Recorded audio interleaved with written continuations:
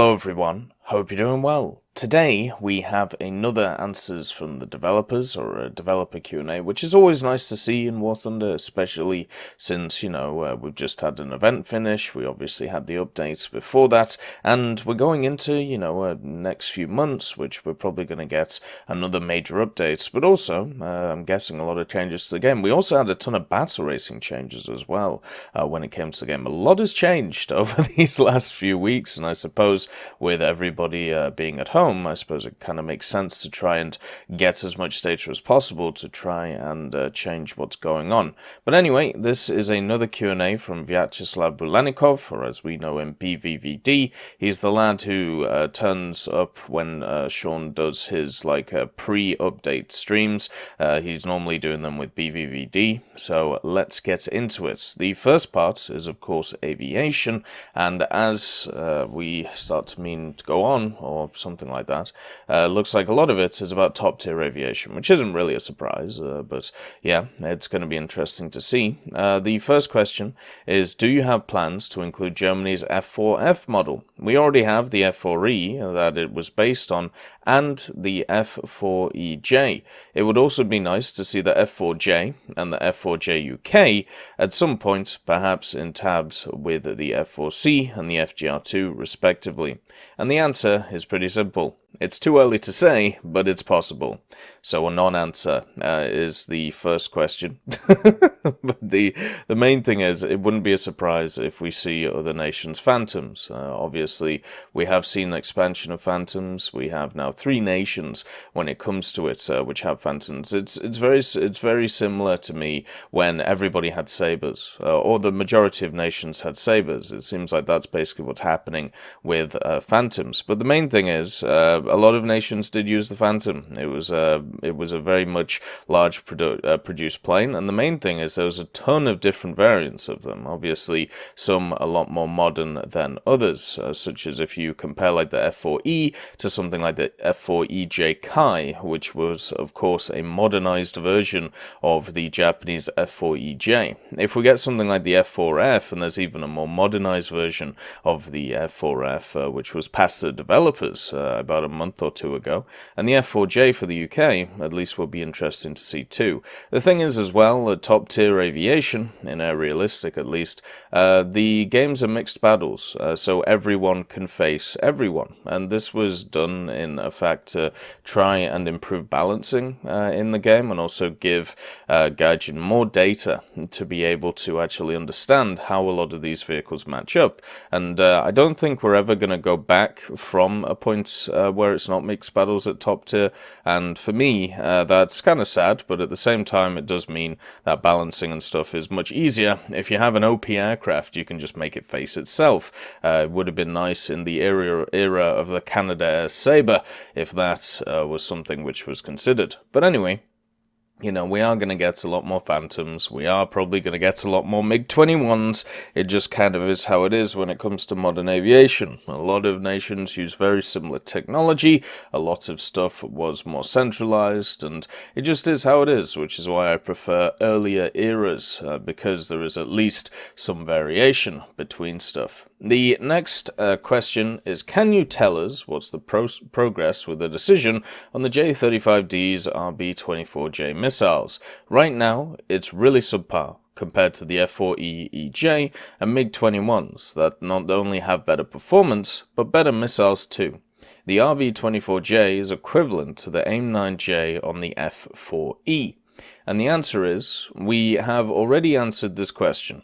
Initially, the J-35D was estimated as a rather capable jet fighter, even without advanced guided missiles. If statistics show us that they are required, such missiles could be added in the future. So this is an interesting answer, because it is not really the same as what has been said publicly on stuff like the forums. And there are 2 ways of looking at this.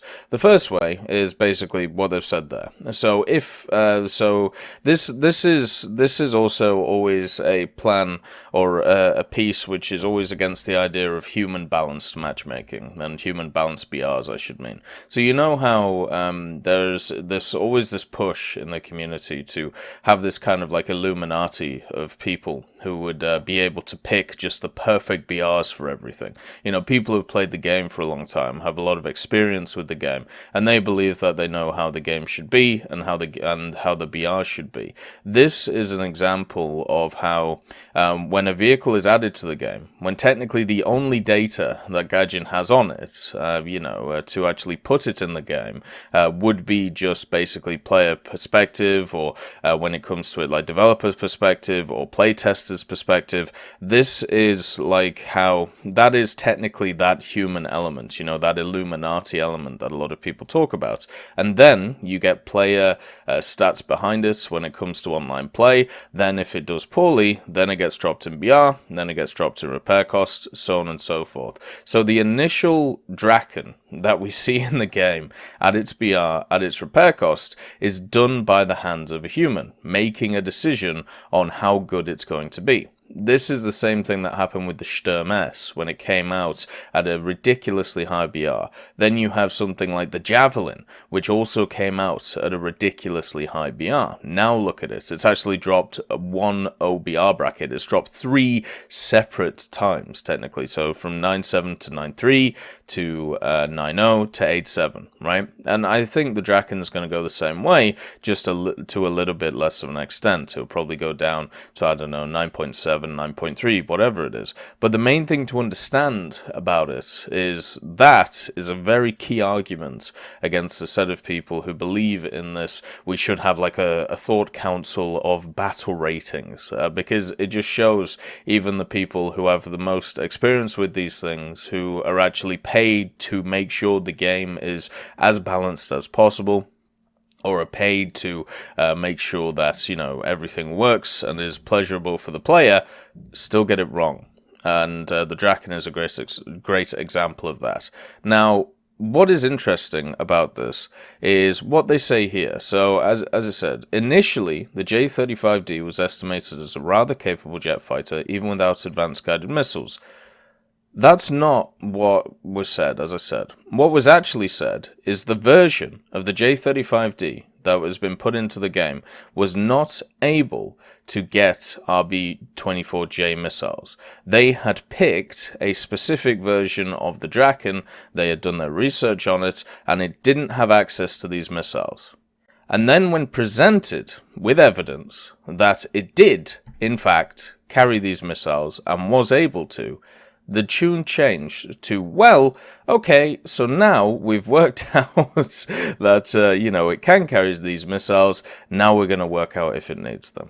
Okay, so the trying to frame it as this was an initial thing, and that, it would be much better to say, right, so the research we did was this.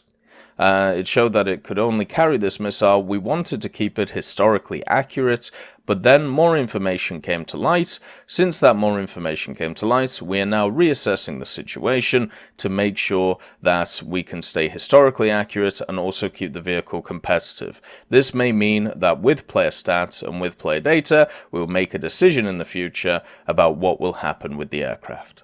That's all you have to say, right? Instead of this. It's not hard. Anyway, next question. Because obviously the Draken's in a horrible place. Delta Wings generally don't seem to work too well in War Thunder, but we'll have to see in the coming months, obviously.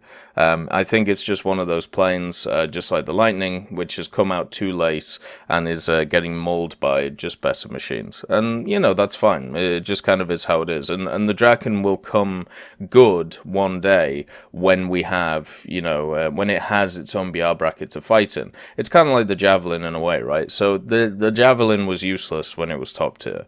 It was absolutely terrible. But now it's been, lowered, and, 8.7 is an actual BR that you can fight and you don't face stuff like 10 freeze. Now it's come into its own light. I feel like the Draken and stuff like the Lightning will have the same story. The next question is almost all NATO top jets, F4s, T2, G91s, Lightning, Super Mystère, etc., always receive multiple unique and interesting skins. However, so far, the MiG-19 and MiG-21 for both the USSR and Germany have only bare metal skins. There are numerous camouflages and more interesting liveries used by both the Soviet Air Force and East German Air Forces for these aircraft. Can we expect to see them? The answer is unfortunately, almost all MiGs historically served unpainted. We are eagerly trying to find more spectacular variants. So yeah, it is a shame that you had a lot of creativity from one side, and the other side was much more, okay, this is how it is. But the main thing is, that just means that you just have to find examples of these of these skins. You have to find examples of MiG-19s and MiG-21s with these cool and interesting camouflages and basically, throw them a Guardian. Basically say, hey, look, these existed. And they can either put them in the game as, these really interesting skins to put on the vehicles for 200 GE, or what they could do is they could make them special event grind ones, they could put it in a battle pass, or people could create them as user skins and hopefully get past them onto the Guardian market. All of these things are possible. All these things could definitely happen. So, we can do this. As a community, you can definitely affect that thought. So I definitely think people should give it a go. The next question is, are there any analogs of the manual input of the sight range in this plans for aviation? Not like the settings before the battle, but directly in the battle for the vehicles where it was possible. The answer is, if you're talking about the gun's convergence, then no. Yeah, it does seem kind of pointless, if I'm honest. I understand that more people want to have this very much simulator experience when it comes to aviation. You have REC there. You are able to create your own private sessions if you want to go and get that experience. But something as very, very let's just say minute or precise as that, I don't think is something that really should be worked on. The simulator community, when it comes to War Thunder, is the smallest out of the main communities that we have in the game. And I would much prefer to see resources plowed into other areas and, simulator players go and play proper job simulated games, whether it is DCS, whether it is IL-2, a Battle of Stalingrad, or any of those other games which give you that experience. So something like a manual input on the sight range and being able to adjust it is not going to make a massive difference to pretty much anything apart from, as we've talked about, that very, very hardcore part of the community. So I think it would just be better for Gaijin to focus on other things. I also think it would be better to focus on the newer systems that we have instead of try and, appease a very, very small part of what is going on. The next question is, would you like to add to the multifunctional menu, such as like propeller pitch control, fuel mixture, blower, the supercharger, and other functions of the full engine control? It's kind of an interesting question. The answer is, in such a menu, it isn't very convenient to use functions that require gradual change. It's rather than switching between modes, and because of that, there is the current composition of controls will be used. Okay, so fair enough. They're basically saying it's not exactly, it's not exactly, it doesn't make sense inside the mode, but I can definitely see how it could work. Basically, if you have full engine control selected, you could click, you could go into the menu, the special menu, click propeller pitch control, and what you could do is you could increase or decrease it, slider-wise by percentage, basically what you do now, and then just hit like enter or hit like A or something on your Xbox controller or X on your PS4 controller, and then it would lock the pitch control there. It would be a little bit cumbersome, but then again, it would work, right? It would actually not fix the system, but it would mean there would be more options to it. I really think the multifunctional menu idea is really cool. I generally don't use it too much myself because, I have my keyboard fully mapped when it comes to, just using all of these different things. But I definitely think for console players especially, this is a really, really useful feature, and to have more features built into the multifunctional menu mode is definitely something I would like to see in the future. And this would be one of those things. Just giving more options, making it easier to access things is always going to be a priority when it comes to War Thunder for me. The next question is, in the recent update, you added a ballistic calculator. It works now on some helicopters and aircraft. Is it planned to add the bomb and rocket sight HUD for the MiG-21 BiSH, or the BiS-ish? The answer is yes. In one of the future updates, we will add the mechanic of the ballistic calculator, which simulates the refinement of the standard sighting system with a different circuit. Interesting. So, if you haven't seen the ballistic calculator we have at top tier right now with certain machines, such as like the MiG-21, and I believe also some of the Phantoms have it, is incredibly good. It pretty much means that you can make stuff like rockets feel like they are guided, apart from, you can't move them from the destination. It gives you the endpoint on where the rocket actually lands, and it can get you a ton of kills. It can be incredibly good at dealing with many different targets at the same time, and just make you way more accurate. And if they add something like the bombing calculator to something like the Bish, it would definitely help it a lot. The Bish is in a pretty bad place right now. It's pretty much just a heavier MiG-15, but if you can give it more of a use in ground forces, especially since we have a lot of radar-guided AA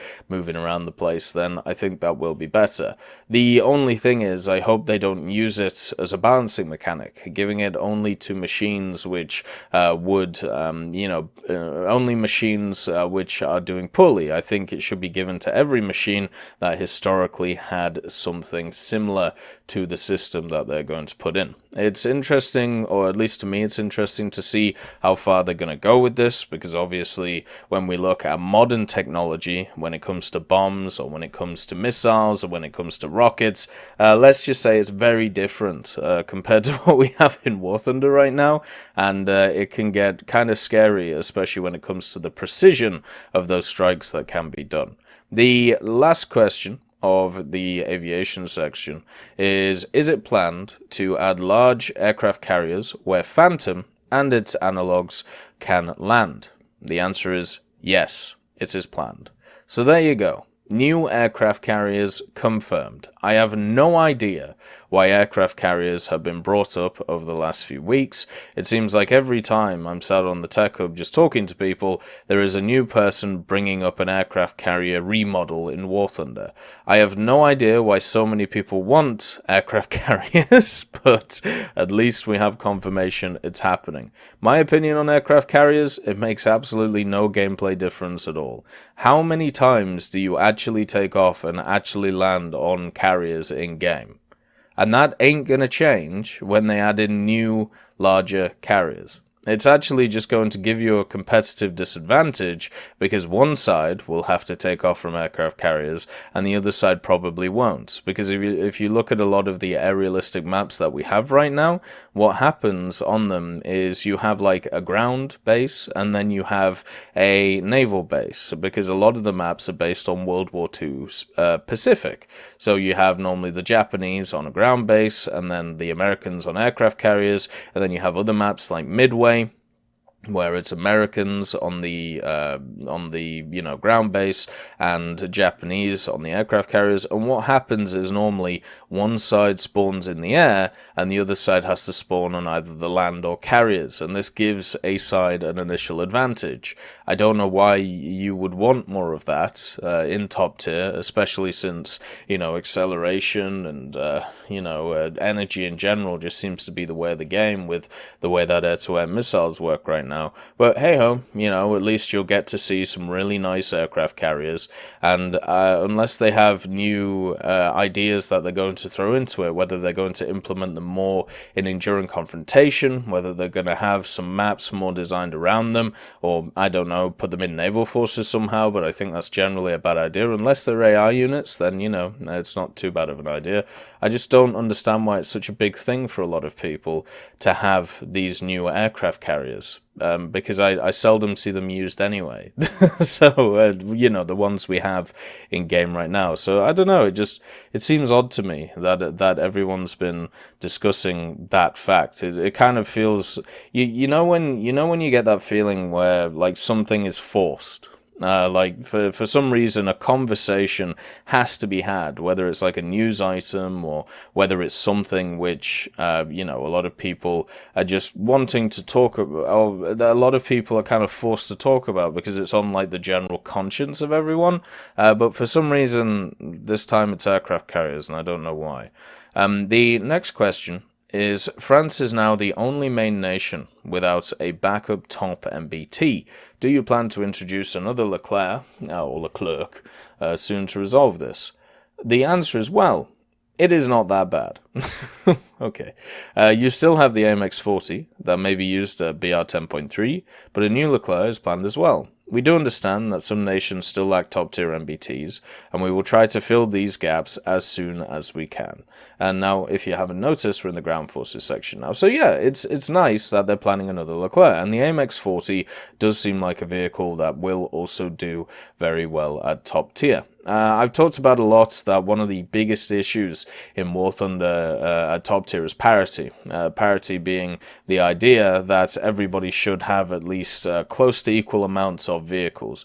So when you look at someone like the Soviets with a lot of their top-tier MBTs, the Americans, the Germans, even the Italians now with all of their Arietes, and also the British with all their Challengers, there is definitely still a problem with stuff such as Japan and such as France, where they don't have, a bunch of either 10.0 or 10.3 vehicles. And hopefully this will be addressed soon, and that will mean that parity between the nations will be increased. If every nation, even if they are different, if they get access to, let's say, 3 top-tier MBTs, an SBAAG, some kind of tank destroyer or light tank idea, helicopters, and then top-tier jets, then we're starting to talk about a game mode which can actually be balanced because it can be manipulated through the numbers, since a lot of it is classified, so you can just change stuff as you go. So the fact is, once we get to that stage, and this and this answer is definitely once again pushing towards that, that's going to be wonderful. We're going to get there eventually, where top tier is not just craziness all over the place, and it will at least be more balanced than it is today. Whether that is, going to be something that's achievable, actually, the balance of top tier. I personally don't think it is, but at least with parity, we'll be closer to it. The next question is, can you tell us if Japan and China's missile SBAAGs are close? They're the only 2 nations that remain without one. Yes, China AA giveth. The answer is, new missile SBAAGs are delayed indeed, and we will work hard to add missile SBAAGs for these nations too. If the vehicles existed and can can be properly implemented into the game. Now that is an interesting answer, which doesn't actually answer anything.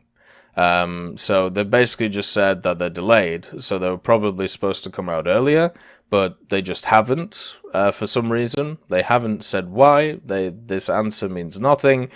So I think you could have just put indefinitely and and basically just answered the same thing. But yeah, I mean, it is sad that we have 2 nations in the game which once again do not have access to mechanics of other nations. Now, yes, we can argue how good, the Flak or the Roland is, or the Striker, compared to something like the Tunguska or the ADATs, but you know what? At least the Flak exists for Germany. At least the Roland exists for Germany. Japan does not have a radar-guided, missile SBAAG. It's as simple as that. Or they don't have something that's similar to an automatic, which could help them out. The Chinese right now, I know for a fact they have at least 2 options that I can think of, which they could easily throw into that, missile SBAAG role. The only question is how useful they would be because of their limited range, but, that's at least if you put them in, there would be a little bit of, let's just say, a hope that they would be kind of useful. But yeah, it's just one of those things that even like with China, you don't need a missile SBAG. You need a radar-guided AA. Like China doesn't even have a radar-guided AA. Hey Bernard, how you doing, buddy? But yeah, it's very sad that China and Japan don't have these things, because it just shows a imbalance in the game at top tier, as I was talking about in the last question. So hopefully they get some. The answer is kind of sad. It would have been nice to have more of a definitive answer when it came to what's going on. The next question is, with the recent low-rank Lend-lease tank additions to France, will you consider the possibility of bolstering Italy's lower ranks with German equipment that they historically use, such as Panzer III, IV, and Stug? The answer is yes, we're considering such variants, as well as filling gaps in other nations too. So instead of going for captured vehicles, we are now going for Lend-lease vehicles. I'm not a fan. I'm really not a fan. I don't, as I've said many times before, I don't like the idea of grinding the same tank twice in different tech trees. I think that was one of the major reasons why the Chinese tech tree was a big put-off for a lot of people. And it was a big put-off for me as well. Like, my Chinese tank experience only really started when I got to like rank 4 and rank 5. Because of the fact that rank 1 to 3 was pretty much just made up of others' tech trees vehicles, and it just wasn't that fun. It just wasn't that interesting to me. And with Italy, I would rather see Italy being bolstered by other nations rather than Germany. I remember when the IAR-81C was added to Italy, there was, there was talk of Italy becoming the nation where minor Axis powers would be added to it. So therefore, where are stuff like the Turans? Where are the Turans? Why are we now deciding that instead of the Turans for Italy, we are getting Panzer IIIs, IVs, and Stugs? Why not instead have unique vehicles? Why not have vehicles which are different and add to these tech trees, but fill a similar role to the Lend-lease vehicles they're adding? And yes, I know it takes more work. Yes, I know it takes more money. But at the end of the day, I do think it will definitely benefit. It'll definitely benefit a lot more, because you won't have to force people to play the same stuff again to play a different nation. And if we start, creating trees like the Chinese tech tree, where people have to grind out a lot of the vehicles from other nations' tech trees, then it stops people from experiencing other nations, because all they basically want to do, like once they've experienced one nation, if they go to the next one and the next one has a lot of the same equivalent vehicles, then they're not going to want to grind that tech tree, because they've already had those experiences, they've already played those things. So therefore, we've got to find another way of making it more interesting for people to play these tech trees, and by adding the same vehicles to them, I just don't think that's the way. So yeah, I am generally against Lend-lease vehicles, more so against captured vehicles in general, just because of the same reason, really. I think there are other ways around it, and I've talked about it before with implementing minor nations tech trees into different tech trees. I just want to thank Ambrosius McClellan, B. Young, Blackie, Chris Giltnane, Daniel Stanton, Jay Wilt, John Ryman, Martinez, Super Cacti, Trigger Hippie, Eugens Terry, and also Elove Goat and Samuel Slick for supporting the channel.